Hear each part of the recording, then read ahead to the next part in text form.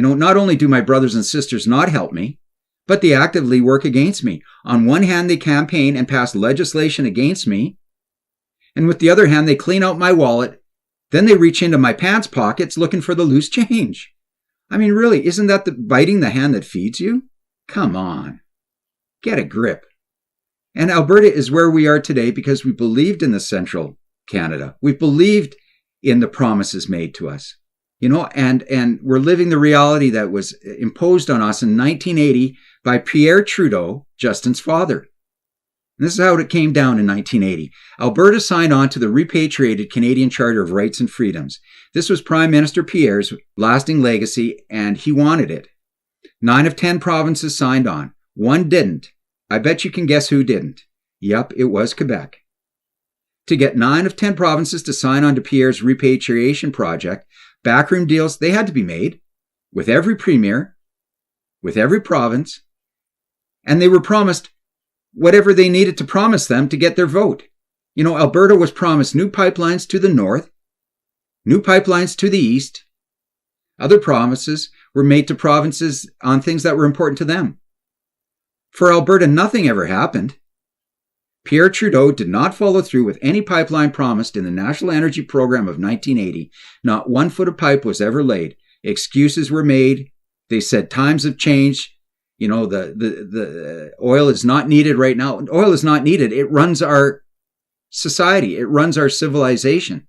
Until there's a solution to something else, it will always run our civilization. Can no one look 10, 20, 30, 40 years down the road? Plan for the future? They won't even let us get our products out to Tidewater. Japan, Great Britain, France, I think Germany, other countries asked for our liquefied natural gas. And Justin Trudeau, the great businessman, turned down billions of dollars in sales. Wonder where that came from. Beijing would be my guess. It's in effect written in stone that any province that produces more than it consumes is required to pay into an equalization pot of gold that other parts of Canada that couldn't or wouldn't make ends meet could draw against, administered by, of course, the federal government. How could any province sign on to this? This is a communist core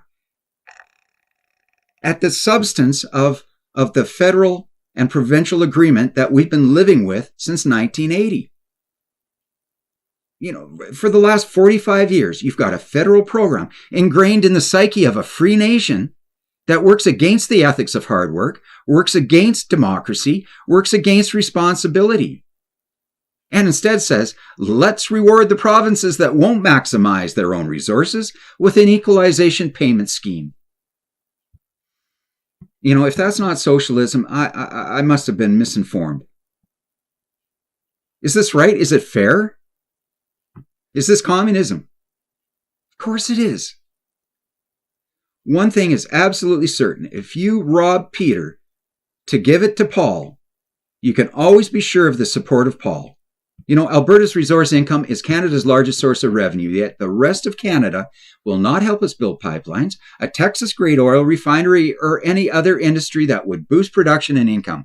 My brothers and sisters won't even help build a pipeline across Canada, which could deliver cheap, plentiful oil and natural gas across central and eastern Canada and bring with it high-paying jobs.